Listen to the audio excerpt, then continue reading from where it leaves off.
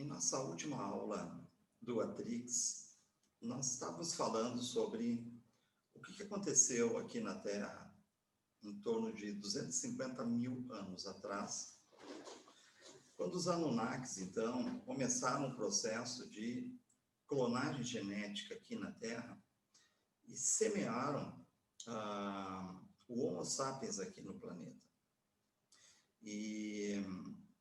E aparecem, então, alguns personagens precursores dessa história toda, que foram Adão, Lilith e Eva, em um lugar chamado de Paraíso, que, na verdade, olhando, então, lá nas escrituras sumérias, nós vamos ver que esse lugar tinha um nome, o nome dele era E.Din, ou Edin, ou como foi traduzido por Éden, né? Que é mencionado ter sido, então, um grande laboratório de pesquisas genéticas e de alimentos que os Anunnakis haviam, então, instalado aqui na Terra, nesse lugar onde hoje é o Iraque, entre o rio Eufrates e Tigre, né?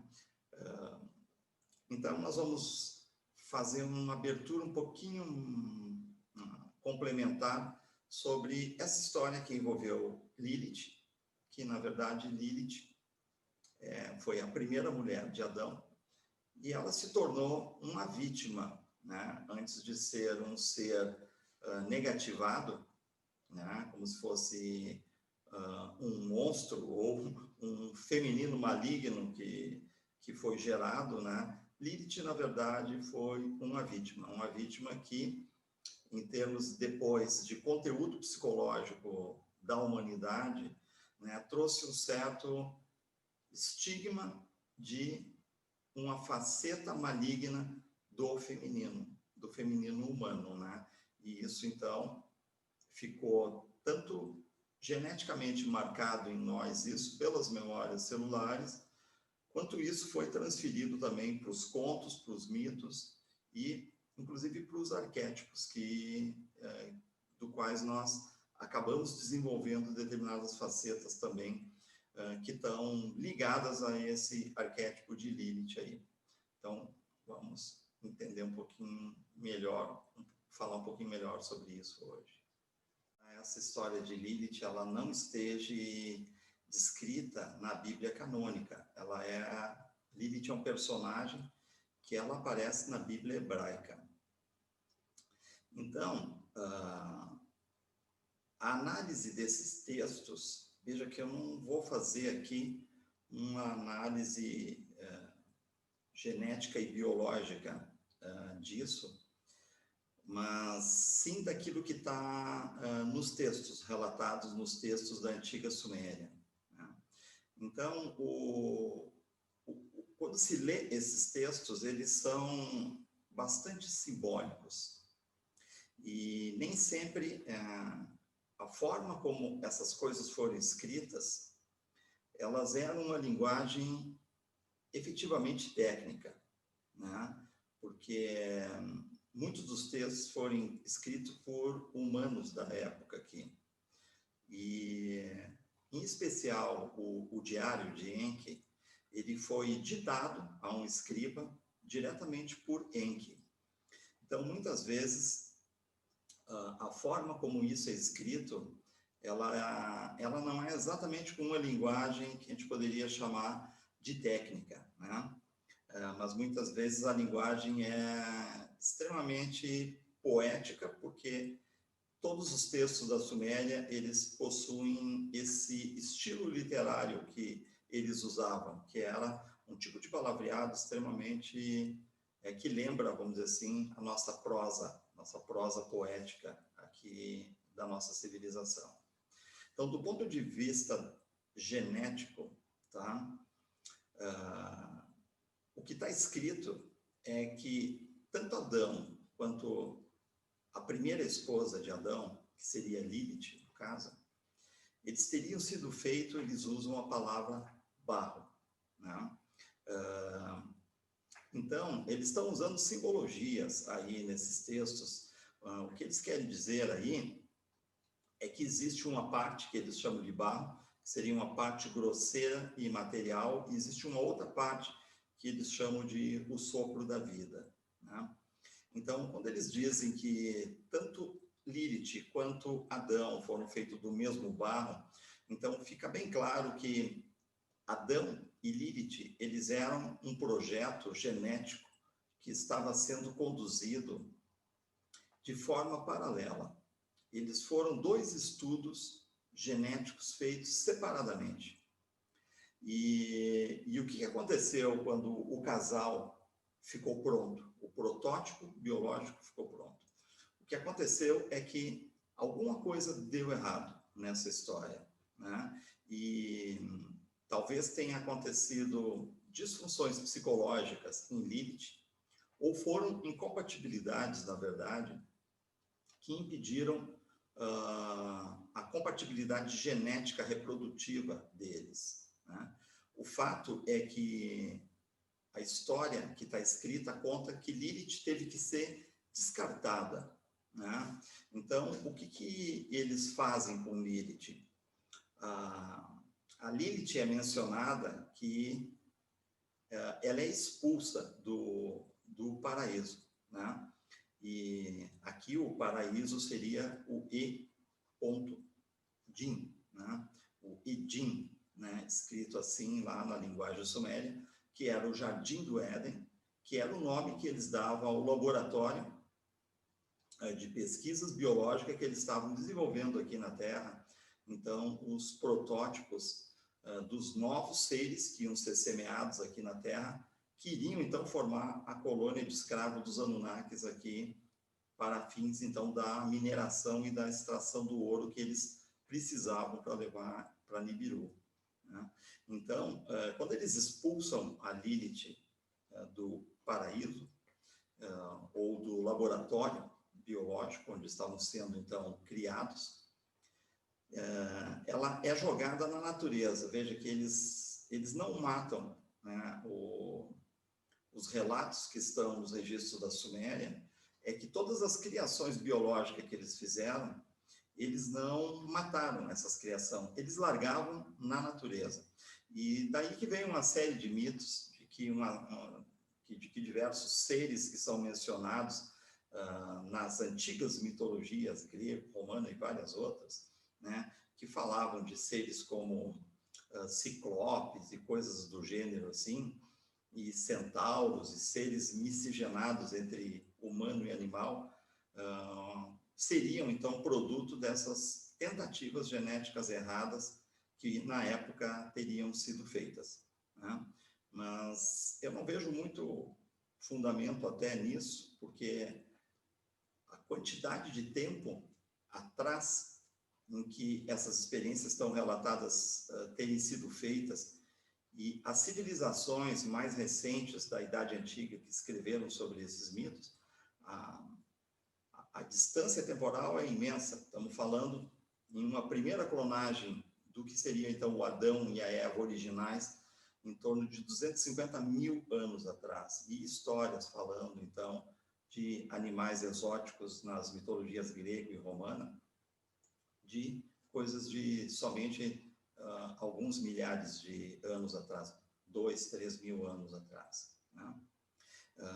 Então, o que aconteceu na segunda tentativa, em que então eles buscaram então uma nova esposa para Adão, é que eles não partiram então do que se chama do mesmo barro. Eles não foram lá pegar de novo os códigos genéticos dos hominídeos que estavam aqui na Terra para miscigenar com os genes Anunnakis, mas eles partiram do protótipo entre homem e mulher, o protótipo que deu mais certo, que seria o do Adão, o masculino. Então eles fizeram uma espécie de cópia genética. Nós não podemos dizer que isso seja exatamente um clone, que Eva era um clone do Adão, porque na verdade a base orgânica ela foi aproveitada do Adão. E aí é que vem aquela história então que Deus então adormece o Adão, ou seja, eles anestesiam o Adão, e aí retiram então uma costela do Adão para poder pegar, então, a amostra genética do qual eles iriam adaptar com os mesmos códigos de feminino que já tinham sido, provavelmente, então, desenvolvidos no protótipo da Lilith. E então é mencionado que Deus, então, que esse Deus aqui vocês considerem Enki, né? Deus, então, enche com carne, onde ele tirou a costela, e eles costuram aquilo ali de volta ali, né? Então, temos aqui uma sequência de procedimentos cirúrgicos, de medicina, sendo descritos por alguém que, de fato, tecnicamente não conhecia toda a linguagem e tudo que estava, de fato, acontecendo naquele momento quando escreveu o texto, né? Então, a Eva, então, surge com um modelo genético daí que se tornou compatível daí com Adão. E aí a história conta, então, que o casal, então, literalmente, então, funcionou, né? O que aconteceu com a Lilith? A Lilith, então, ela foi expulsa lá do laboratório, ou seja, do paraíso, e ela é largada, então, na natureza da época aqui. Então, a história conta que, quando eles largaram Lilith na natureza, ela ficou no meio dos outros animais que estavam no planeta, né? E as histórias antigas contam que ela entrava no cio e ela cruzava, então, com esses outros animais. Começou a acontecer isso. E que teriam, então, teria gestado alguns seres, digamos de feições que são chamadas nessas escrituras de monstros, vamos chamar assim, né? Do ponto de vista de arquétipos psicológicos, nós temos aí, então, uma ideia que ficou registrada no inconsciente de uma espécie de um feminino maligno, que Lilith seria, então, uma imagem de um feminino maligno, porque é um estigma feminino que não teria dado certo e que teria essa conotação sexual, devido a Lilith original, né, a primeira feminino, ter sido um protótipo que provavelmente ela não, psicologicamente, ela parece não ter aprovado, né? Então, ficou como se fosse realmente um animal na natureza, né?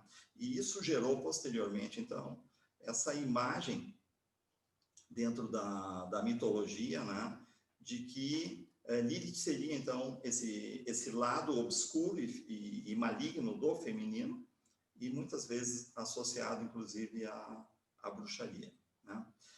Posteriormente, então, essa imagem de uma parte negativa do feminino, ela vem parar dentro da astrologia, né?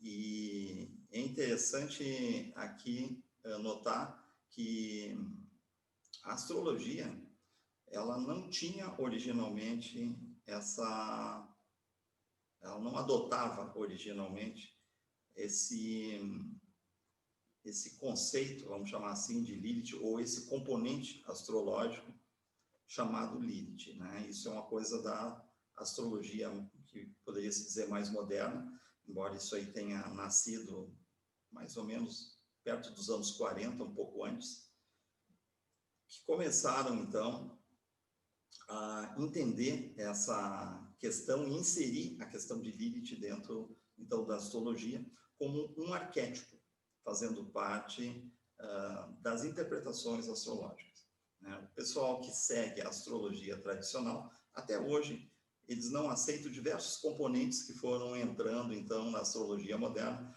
como Lilith, como Quiron, como planetas retrógrados e coisas assim, porque seguem o modelo astrológico original, que é um modelo que vem lá da Idade Média, modelo medieval, na verdade, né? Então, existe uma relação com essa Lilith e com o planeta Plutão. Essas duas coisas, elas, astronomicamente, elas surgem no mesmo momento. Então, quando nós olhamos dentro da astrologia, a nível de arquétipo, vocês vão encontrar essa figura, então, chamada de Lilith. E ela aparece com uma simbologia assim, ó. é uma lua, uma meia-lua, assim, que essa meia-lua representa a alma, e embaixo está uma cruz que representa a matéria, né? E veja que essa lua, ela é negra, então às vezes se encontra esse símbolo com o nome de lua negra, porque representa uma espécie de estado maligno da alma, uma faceta maligna da alma que conduz às questões da materialidade. E Plutão, né? Então, isto aqui é Lilith.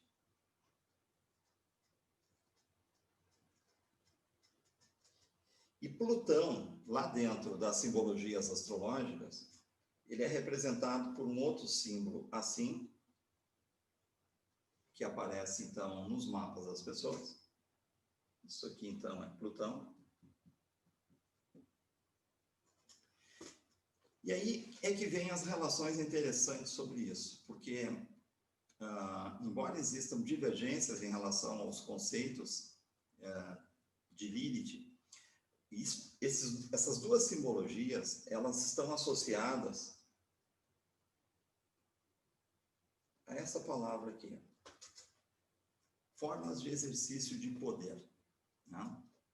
Então, veja que quem sempre, na verdade, mandou no planeta aqui foram os homens, né? Pelo fato de que os homens eram biologicamente mais fortes que as mulheres. Então, no geral, com algumas exceções de algumas sociedades antigas, os homens dominaram, na verdade, a condução militar, política, social da nossa civilização desde o início, né? E isso já vem, na verdade, das próprias civilizações extraterrenas que interferiram aqui na humanidade no início, nos primórdios da existência, inclusive do patriarcado Anunnaki aqui também, que era masculino, né? Então, quando nós olhamos Plutão dentro do nosso mapa, esse planeta, ele é um código, na verdade, ele não tem nada a ver com o planeta que está lá fora, é uma representação de um código dos nossos modelos psicológicos de comportamento, né? Então, Plutão representa as formas como o modelo masculino lida com o poder, né? Então, o que aconteceu nesse passado? Aconteceu que as mulheres tiveram que se sujeitar aos modelos masculinos de comportamento, né? E para elas conviverem nesse universo de dominação dos homens, então as mulheres tiveram que desenvolver uma forma de sobreviver diante disso. Então, o que aconteceu? As mulheres desenvolveram uma forma de combater esse poder do masculino. E essa forma que as mulheres descobriram de combater esse poder do masculino é o que se chama de Lilith, na verdade. Então, Lilith também é uma forma de poder. Só que é uma forma de poder que ela foi desenvolvida originalmente dentro de nossas encarnações como feminino, né? Então, o que o homem sempre usou para impor, na verdade, o seu poder? Basicamente foi o domínio, a força, né? A posse do dinheiro, né? A posse das riquezas, e que é conquistada através da força física, biológica masculina, né? E o que as mulheres tinham, então, para poder se defender disso e para poder, então, combater esse poder? Então, aqui é que surge o uso dos atributos do feminino como forma de poder. Então, uma das coisas que as mulheres sempre tiveram à sua disposição para poder, então, barganhar com os homens foi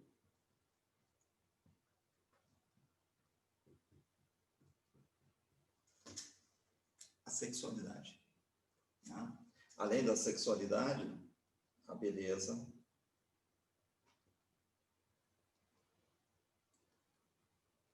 o amor, ou seja, os homens sempre foram buscar o amor junto com as mulheres, né? Sempre se encantaram pela beleza do feminino, né? E sempre sucumbiram, na verdade, na sexualidade do feminino. Isso é assim até hoje, né? Mas o que mais que as mulheres usaram como armas aqui também? Elas usaram, então, o ocultamento. Eram as formas de se proteção, de se proteger, né? Então, ocultar as coisas, né? E o feminino sempre foi, na verdade, a polaridade que tinha sensibilidade. A sensibilidade mediúnica é nata do sexo feminino. Então, aqui, ó, a magia e a magia negra. Então, foram atributos também desse feminino.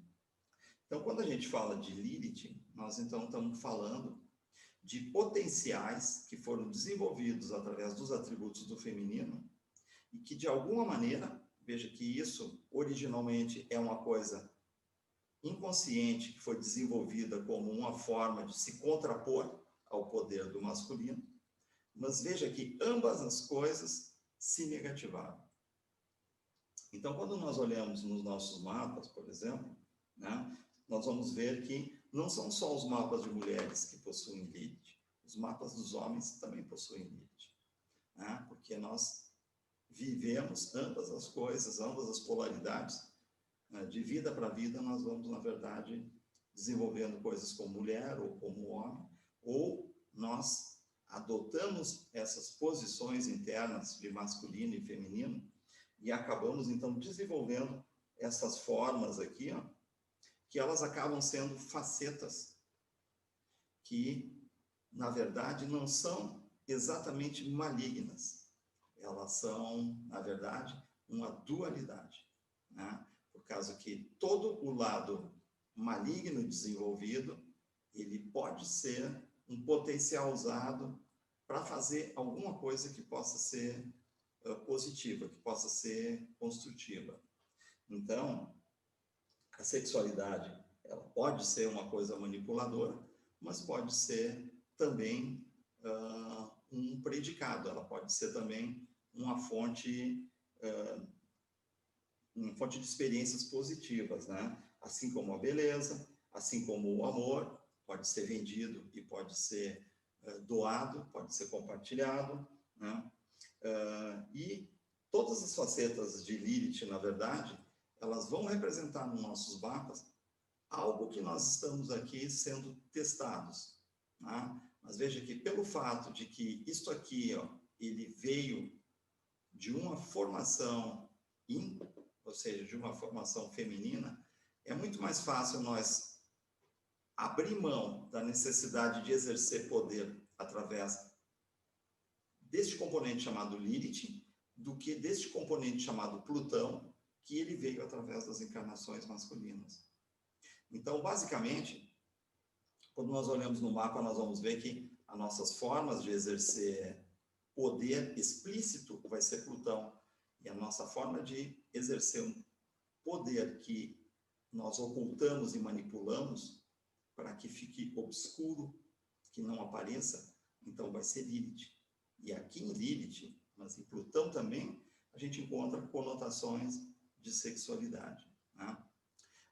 Agora, quando se olha no mapa o Plutão, nós vamos estar vendo, além de a forma que nós buscamos exercer, digamos, o direito que nós achamos que temos quando queremos alguma coisa, né? Nós vamos ver que, além disso, astrologicamente, esse componente ele representa também aquilo que dentro do processo evolutivo não é mais concebível para o nível que se está, não é mais admitido que ele seja perpetuado, né? Então, essas formas de poder, onde no mapa astrológico Plutão está, então é uma forma de poder que nós temos que aprender a abrir mão dela.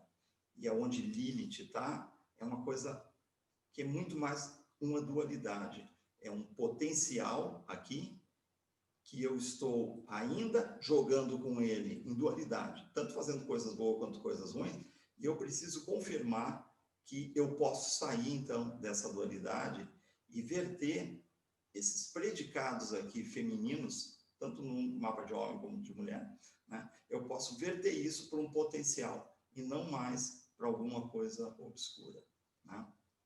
Então, vejam que esses dois componentes, eles têm uma relação entre eles, mas nem sempre na astrologia isso é, então, interpretado dessa forma. Então, veja que esses componentes, eles vêm de tempos muito antigos, né? E eles vêm fazendo parte do inconsciente coletivo, né? Veja que Lilith é uma espécie de herança da polaridade feminina, de algo que infelizmente aconteceu com esse ancestral e que gera, então, todo um esquema de conotação negativa que estigmatizou, na verdade, o arquétipo de feminino. E todas essas coisas, elas, então, são coisas muito antigas, né? Que elas vêm sendo trazidas por essas histórias, mas que, de certa forma, também, isso está nas nossas memórias celulares também, né? E isso foi absorvido tanto pelo psiquismo dos homens quanto das mulheres, porque nós passamos, na verdade, no passado, pelas biologias femininas também, né?